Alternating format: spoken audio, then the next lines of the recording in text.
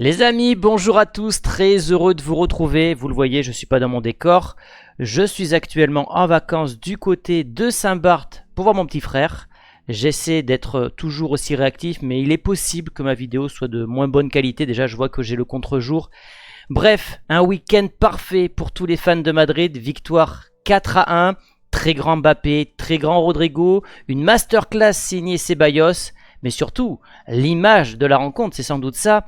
La rentrée d'Alaba, 398, 399 jours plus tard, sa très grave blessure au genou.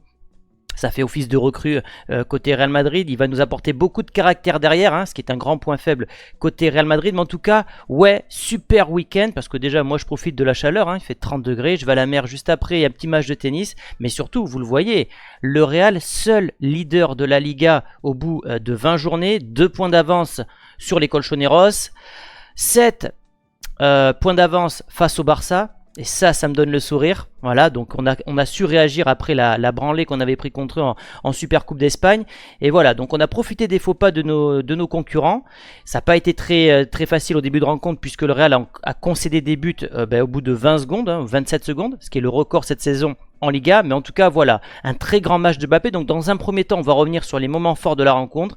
Et après, je ferai un focus sur plusieurs joueurs avant de terminer par mes tops et mes flops. Donc, but de Las Palmas, égalisation de Mbappé qui a donc marqué son premier penalty depuis son raté du côté de San Mamés. C'était le 4 décembre dernier sur une faute obtenue par Rodrigo. Rodrigo qui a été très bon. D'ailleurs, si on doit retenir quelque chose aussi de cette rencontre, c'est le duo. Le duo Rodrigo-Mbappé est en train de performer. Le grand perdant de la soirée, c'est Vinicius. Voilà, Vinicius est le grand perdant de la soirée. Parce que sans lui, on n'a pas vu la différence. Rodrigo est capable de faire les différences côté gauche. Et surtout, Mbappé a une capacité de finition que n'ont pas les deux Brésiliens. On y reviendra un peu plus tard dans la vidéo sur le côté statistique. Mbappé qui est encore à l'origine du deuxième but du Real sur cette passe décisive de Vasquez et ce but donc de Brahim, puisque vous le voyez, et c'est là que j'ai trouvé Mbappé très bon aujourd'hui, c'est qu'évidemment il a été létal dans la surface, mais tout ce qu'il a fait, il a réussi. Alors on sent un joueur qui déjà mentalement est beaucoup plus en confiance, on sent un joueur qui physiquement n'a rien à voir avec ce qu'on avait connu en octobre, en novembre dernier. On sent qu'il est beaucoup plus affûté, que le travail de Pintus est en train de porter ses fruits. Mais là, il va éliminer le joueur. Déjà, il va décrocher, puis éliminer le joueur, aller tirer. Et c'est sur cette récupération, suite à l'arrêt du gardien, que Vasquez va bien la remettre à Brahim, qui va donc marquer le but, une façon pour les deux joueurs de se rattraper, parce que Vasquez, on le verra plus tard, est directement impliqué sur le premier but, et Brahim aurait pu égaliser au bout de 2 minutes de jeu. Mais en tout cas, voilà, encore une action qui montre que Mbappé est en train de s'intégrer et devient, je trouve, petit à petit, c'est peut-être un peu osé de ma part, mais le patron, en tout cas depuis début 2025, il y a 2 joueurs qui survolent l'effectif à Madrid niveau performance, c'est Mbappé et c'est Rodrigo. Et ça tombe bien, c'est les 2 joueurs qui ont brillé ce soir. Mbappé qui, vous le voyez au classement, là après ce doublé, ce beau plat du pied, d'ailleurs ce plat du pied qu'il n'aurait pas mis il y a 2 mois, donc ça prouve que le joueur, comme je le disais tout à l'heure, était en confiance.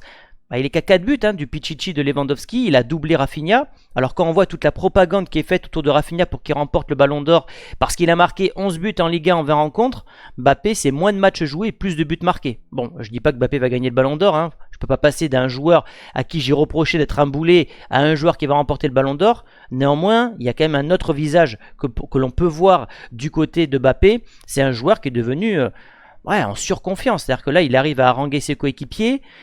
C'est lui qui fait les différences individuelles, c'est lui qui est au début et à la fin des actions. Bref, à suivre au niveau statistique, mais en tout cas, il n'est pas loin d'aller chercher le Pichichi. Et ce but, il arrive par qui? Par Rodrigo une nouvelle fois, qui va faire donc cette passe D à Mbappé. C'est pour ça que je parle d'une véritable connexion entre les 2 joueurs. Et bien sûr que c'est un choix de riche d'avoir Vinicius, mais la question va se poser, est-ce qu'à un moment Vinicius ne doit pas aussi peut-être bouger de poste et laisser plus de choix, de possibilités à Rodrigo, parce que le match que nous sort Rodrigo aujourd'hui, la dynamique du Brésilien en ce moment, elle est quand même complètement folle. Et puis c'est le dernier but signé Rodrigo, qui vient encore une fois de Mbappé, Mbappé qui est là, qui peut l'enrouler pied droit, mais qui va la jouer collectif en l'écartant à Fran Garcia qui va avoir le calme et la lucidité de la mettre en retrait. Ça me fait penser aux actions qu'on avait à l'époque entre, comment il s'appelait, Alba et Messi. Côté Barça, c'est exactement ça.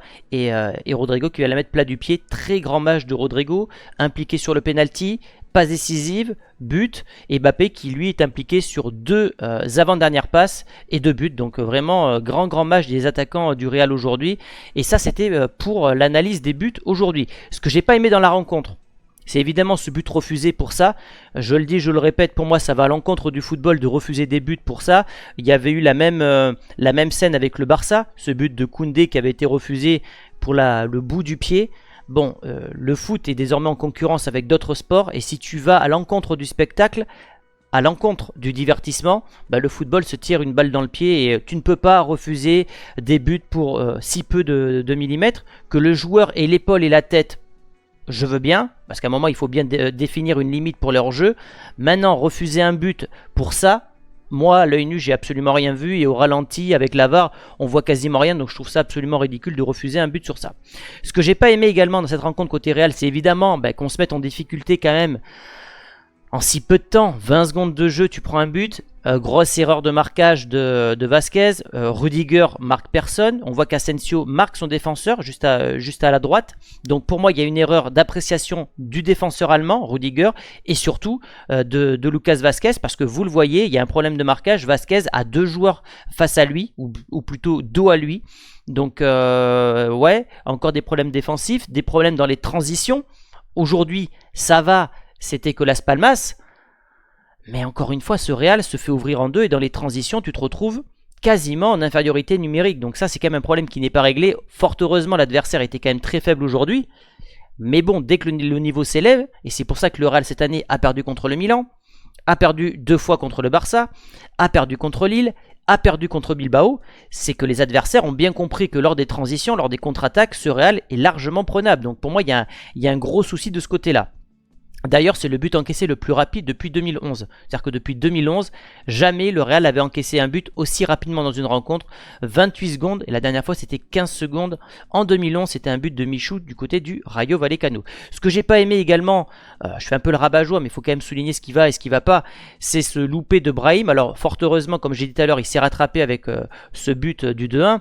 Mais à un moment donné, quand tu es mené 1-0 chez toi, que tu as la cage vide face à toi et que tu tires à côté, bon, surtout qu'on parle d'un joueur qui est ambidextre, qui est capable de marquer des 2 pieds, donc j'ai trouvé ça vraiment dommage, mais bon, on va pas retenir que les choses négatives. Les choix de Carlo Ancelotti ce soir, assez intéressant, c'est qu'Asensio est redevenu titulaire, on en parlera juste après d'Asensio, mais je l'ai trouvé encore une fois très bon. Alors peut-être que je suis pas très objectif sur le joueur, moi je l'adore. Fran Garcia était là, c'est normal, à domicile au Bernabéu, dans un match que tu vas dominer. Tu as plus intérêt à mettre un latéral gauche offensif qu'un latéral gauche défensif qui est Mendy. Milieu de terrain que je trouve très complet avec Ceballos qui a complètement remplacé Kroos, en tout cas dans le profil, c'est celui qui se rapproche le plus du prodige allemand Bellingham-Valverde. Et puis cette attaque à 3 qui fonctionne plutôt bien, même si je trouve que Brahim, c'est pas encore le Brahim qu'on a connu la saison dernière, mais en tout cas Rodrigo, Mbappé et Brahim qui a parfaitement remplacé donc l'absence de Vinicius. En tout cas, c'était une composition plutôt sans surprise, si ce n'est la titularisation d'Asensio, mais ça c'est dû à l'absence et à la blessure de Tchouaméni. La question qu'on peut se poser maintenant sur Mbappé, comme je disais tout à l'heure, est-ce qu'il n'est pas en train de devenir petit à petit le patron du Real? Une chose est sûre, il est de retour, les statistiques le prouvent, 30 matchs, 18 buts, 4 passes D, il a marqué sur ses 3 derniers matchs, et moi il y a quelque chose qui me choque avec ces stats, c'est qu'il a déjà battu le record de buts de Rodrigo au Real Madrid, c'est-à-dire que Rodrigo depuis 6 ans au Real n'a jamais marqué, à mon souvenir, autant de buts qu'Mbappé est en train de le faire. Alors certes il y a des pénaltys, certes il y a des buts, ce qu'on appelle des tapines, en tout cas les stats sont là, et c'est pas pour rien. Vinicius pareil, je crois que son record de buts avec le Real ça doit être 23 ou 24, donc autant vous dire que Mbappé va pulvériser ce record. Et je pense que ça compte. À un moment donné, si tu veux gagner des trophées importants, tu dois avoir ce gars qui est capable de te trouver le but dans un match compliqué, dans une compétition difficile. Et on parle d'une saison pour l'instant compliquée pour le Français, qui est en train de bien revenir. Il est à plus d'un but sur 2. Enfin, par rapport au nombre de matchs. Donc c'est quand même très impressionnant de sa part. Je rappelle que le record de Ronaldo Cristiano, c'était 33 buts pour sa première saison. Alors il avait joué que 35 matchs, donc quasiment le total de Mbappé aujourd'hui. Donc Mbappé va jouer le double de matchs, mais il est fort probable que Mbappé devienne la recrue la plus prolifique en termes de buts sur la première saison. Et ça, c'est pas à négliger non plus. Maintenant, qu'est-ce qu'on fait de Lucas Vazquez? Parce qu'il est capitaine, c'est pas une légende, mais c'est un taulier du Real Madrid. Maintenant, il est responsable à chaque rencontre d'un but ou de plusieurs buts. Alors, on ne recrutera pas Alexander Arnold lors de ce mercato hivernal. Maintenant, est-ce qu'on peut terminer la saison avec Lucas Vazquez? C'est compliqué. Le gars n'a clairement pas le QI football pour jouer défenseur. Il oublie son placement, il oublie les adversaires. Et ça coûte cher. Ça fait quand même au moins 5-6 buts cette année qui sont directement liés à des erreurs individuelles, à des erreurs grossières de Lucas Vazquez. Donc qu'est-ce qu'on fait avec lui? Est-ce qu'on tente quelque chose? Est-ce qu'on tente un Asensio qu'on décale côté droit? Est-ce qu'on fait venir quelqu'un du Castilla? Je sais pas, mais à un moment donné, il va falloir se poser la question. Il peut pas nous coûter à chaque rencontre un but. Gros match, comme je disais tout à l'heure, de Rodrigo, qui, honnêtement, à chaque fois qu'il joue à gauche, déçoit rarement. Hein. Rodrigo, c'est une valeur sûre côté gauche, capable d'éliminer. Alors, il a peut-être pas la capacité d'enchaîner les dribbles comme le fait Vinicius. Maintenant, je le trouve très juste dans ses choix, dans ses dribbles, dans le fait de cadrer ses frappes. Et regardez cette stat qui n'est pas à négliger. Sur ses 4 derniers matchs de Liga, le Brésilien, c'est 3 buts, 3 passes D. Donc il est quand même sur une dynamique ultra positive, comme Bellingham, comme Mbappé. Et c'est pour ça que le Real a qu'une seule défaite sur les 15 derniers matchs. C'est cette défaite contre le Barça. Voilà, qui a su parfaitement exploiter nos failles. Mais en tout cas, ce Real va quand même mieux sur une dynamique globale. Et ce Rodrigo-là, à gauche, mérite peut-être qu'on se pose la question parfois de se dire est-ce que Vinicius et lui ne doivent pas alterner à ce poste-là? Mais en tout cas, Rodrigo, qui nous a déçus lors du premier tiers de la saison, est en train de revenir à un très très haut niveau. Et puis, Raúl Asensio. Alors comme je disais, je ne suis pas très objectif avec lui parce que vous savez que je n'aime pas trop Tchouaméni dans ce poste de défenseur central. Mais encore une fois ce soir, je l'ai trouvé très bon. Je l'ai trouvé même meilleur que Rudiger qui, je trouve, fait des erreurs individuelles de marquage, se place parfois mal dans la surface. Et ça fait plusieurs matchs qu'on le note côté Rudiger. Les relances sont très approximatives de l'Allemand. Et je trouve que Raúl Asensio, malgré son jeune âge, en tout cas me rassure en tant que fan et spectateur du Real Madrid. Donc j'espère que à travers cette nouvelle grosse performance en défense, il va enfin convaincre Carlo Ancelotti qu'il mérite d'être titulaire. Mais Raúl Asensio, c'est une vraie révélation. Quand on fera le bilan de la saison, qu'on mettra les tops, les flops, les déceptions, tout ça, lui sera, je le pense, hein, dans la partie révélation. Au niveau des stats, bon, pas grand chose à dire, hein. Le Real a largement dominé cette rencontre. Il y a eu ces 5-10 premières minutes qui ont été un peu compliquées parce que le Real était mené au score, mais après ça a été un match à sens unique, voilà. 4-21 en expected goals, c'est monstrueux. On a le quadruple de frappe cadré. Bon voilà, c'était un match à sens unique, mais il fallait gagner ce match.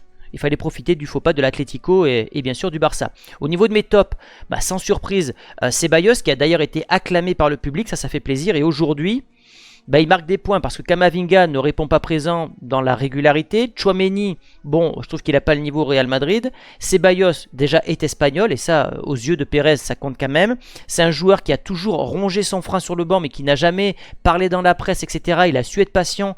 Il avait déjà brillé en 2022, il reprouve cette saison.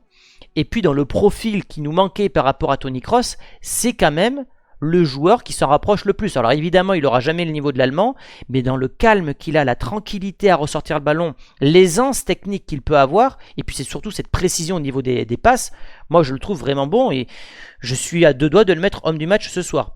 Rodrigo, parce que directement impliqué sur quasiment tous les buts, et puis il est vraiment sur une bonne dynamique. Mbappé, bon, j'en ai déjà parlé. En tout cas, je pense que sur les tops, on sera tous d'accord. Sur les flops, j'ai mis Rudiger et Lucas Vazquez. J'en ai parlé tout à l'heure. J'ai pas grand chose à dire de plus.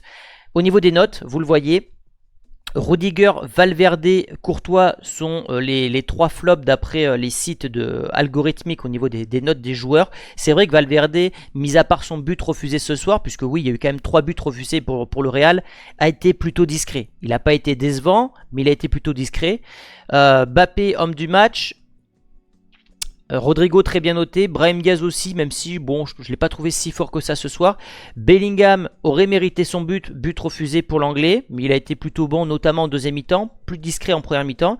Raúl Asensio à la moyenne, Lucas Vazquez est très bien noté, pour moi c'est pas normal vu sa grossière erreur, et puis bien sûr le joueur qui est très très bien noté, qui est le 3e joueur le mieux noté, c'est évidemment Ceballos. La suite c'est quoi? Il y a un problème sur ma slide, c'est Real Salzbourg en Ligue des Champions.